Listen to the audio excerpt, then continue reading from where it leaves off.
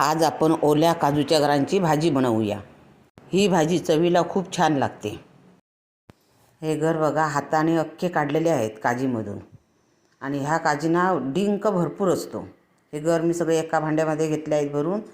गरम पाणी चांगलं केलं आहे आणि ह्या गरांमध्ये मी ओतून 15 मिनिटं तसंच झाकून ठेवलेले आहेत आणि 15 मिनिटं या गरम पाण्यामध्ये उंबाळल्याच्या नंतर त्याच्यावरची सालं असतात ती चांगली व्यवस्थित येतात। गर सोलून झाला की त्याच्या पाकळ्या वेगवेगळ्या करायच्या, म्हणजे शिजतात पण बरे आणि खायला चवीला पण बरे लागतात। मीठ मसाला व्यवस्थित लागतो त्यानं। हे बघा असे 2 पाकळ्या करायचे आणि भाजीमध्ये गर चांगले शिजायला पाहिजेत, एकदम मऊ व्हायला पाहिजे आहेत। हे आता मी भाजीसाठी घेतलेलं साहित्य आहे। आता मी भांडं गॅसवरती ठेवून तेल घातलेलं आहे। फोडणीसाठी कांदा घातलेला आहे। कांदा चांगला भाजून घ्यायचा आहे तेलामध्ये। कांदा भाजला की टोमॅटो टाकायचा।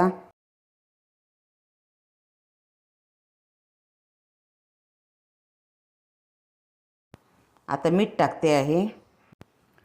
कांदा टोमॅटो चांगलं परतून घेते आहे।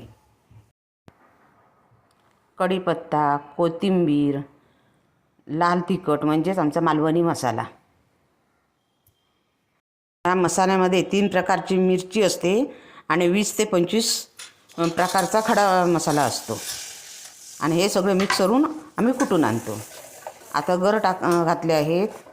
बारीक गॅसवरती गर चांगले 5 मिनिटं परतून घ्यायचे आहेत।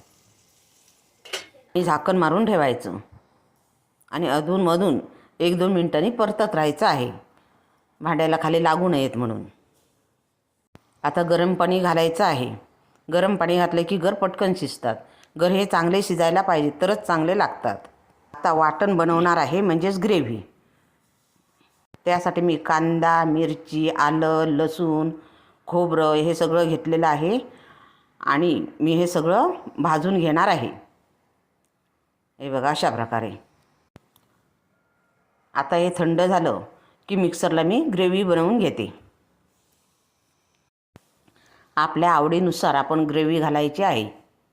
मी बनवलेली काजूच्या गराची भाजी तुम्हाला आवडल्यास लाईक, शेअर आणि सबस्क्राईब करा। सुंदर भाजी झालेली आहे बघा, चवीला तर 1 नंबर भाजी लागते।